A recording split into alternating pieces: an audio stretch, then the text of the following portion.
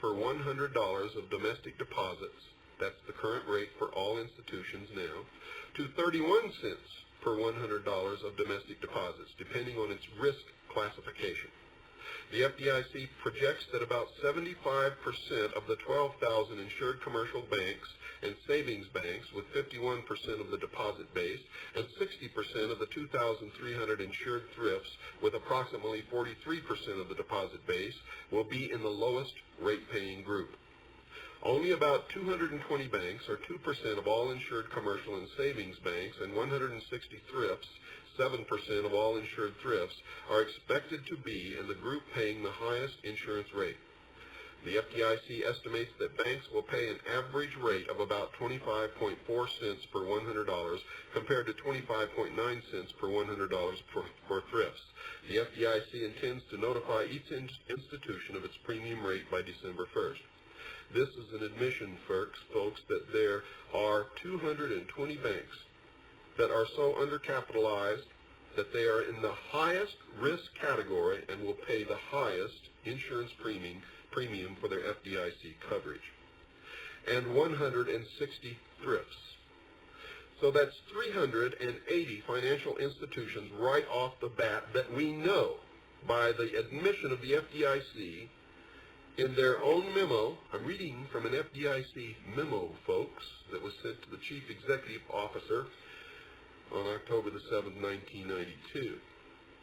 By their own admission, 380 financial institutions are in such trouble that they will have to pay the highest premium rate for their FDIC coverage, which means, according to the rule that I read to you first, that they are subject to conservatorship or receivership, which, folks, means bankruptcy.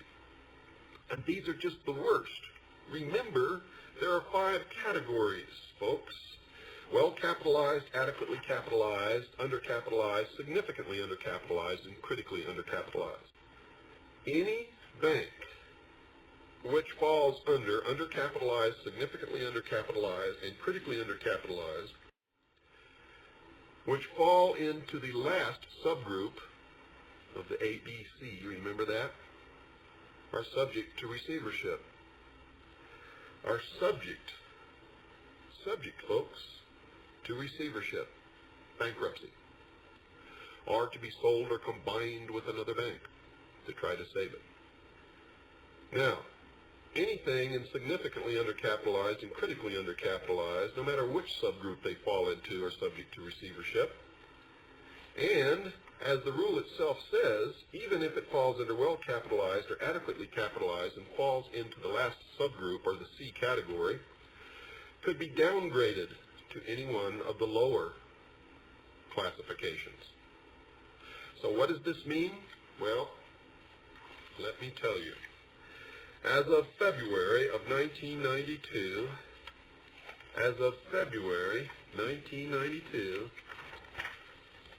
these banks fell into the critically undercapitalized category. These banks, as of February 1992. I'm going to read you the name of the bank.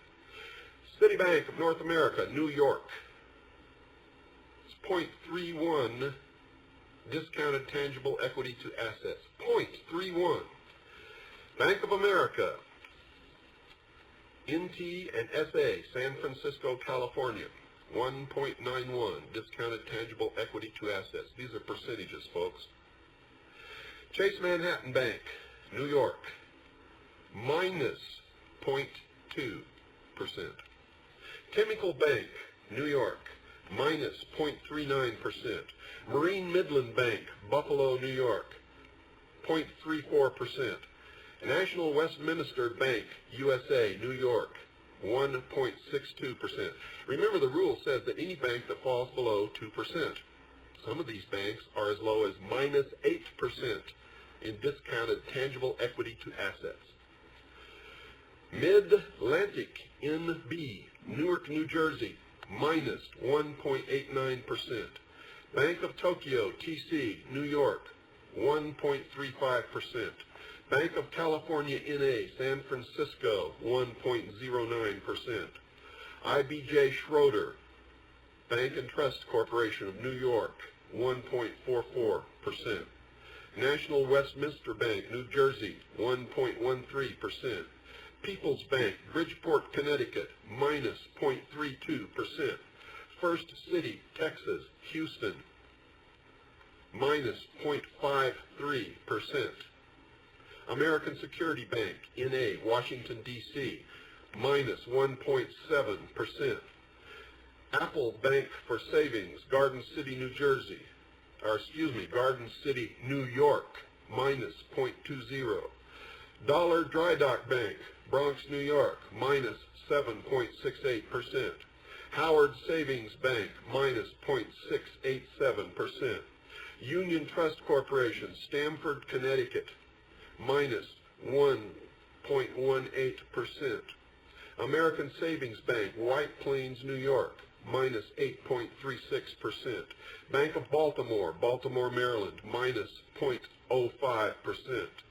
Equibank, Greensburg, Pennsylvania, 0.89%. First American Bank of Virginia, 1.71%. National State Bank, Elizabeth, in Elizabeth, New Jersey, minus 2.04%. Greater New York Savings Bank, Brooklyn, New York, minus 2.77%. Bank LEUMITC of New York, New York, minus 7.67%.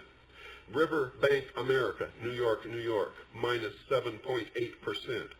Citizens First NB of New Jersey, Ridgewood, New Jersey, minus 0.68%.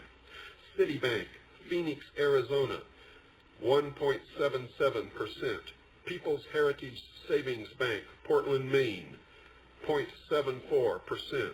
First Constitution Bank, New Haven, Connecticut, minus 0.91%. Merchants Bank of Kansas City, Missouri, minus 0.13%. Northside Saving Bank of New York, 1.76%. First NH Bank, Concord, New Hampshire, that's the First New Hampshire Bank, Concord, New Hampshire, 1.32%. Bay Bank, Harvard Trust Corporation, Cambridge, Massachusetts, 1.28%. Heritage Bank for Savings, Holyoke, Massachusetts, minus 2.93%. New England Savings Bank, New London, Connecticut, minus 3.81%. Springfield Institute for Savings, Springfield, Massachusetts, 1.93%. Now, folks, what I'm telling you here is these banks are in deep trouble and are certain to either be combined with another bank to try to save it or to go right into receivership and disappear into the realms of that never land called bankruptcy. This, folks, is serious. These are just the worst. This isn't all of the banks that are in trouble. Just the very worst that we've been able to identify as of February 1992. How many of you knew that there are fraudulent or renegade banks operating in this country? Banks that aren't banks, that aren't covered by anything, and you've got your money in them. Well, there are too many of those to list or to name on this program. There are fraudulent banks in the USA, fraudulent Canadian banks, fraudulent Caribbean banks. It's incredible. Those will all be listed in the next edition of the CAGI newsletter. For those of you who aren't getting it, you need to join CAGI. $45. $45 is your membership fee. Folks, you get a lot of other benefits. You can call Stan Barrington and ask him to tell you what they are over the phone. Or you can write and he'll send you a package of information and you can see what the benefits of joining CAGI are. But if you'd like to join, or if you'd like to send for a packet of information, send $45 or send your request to William Cooper, P.O. Box 3299, Camp Verde, Arizona, 86322.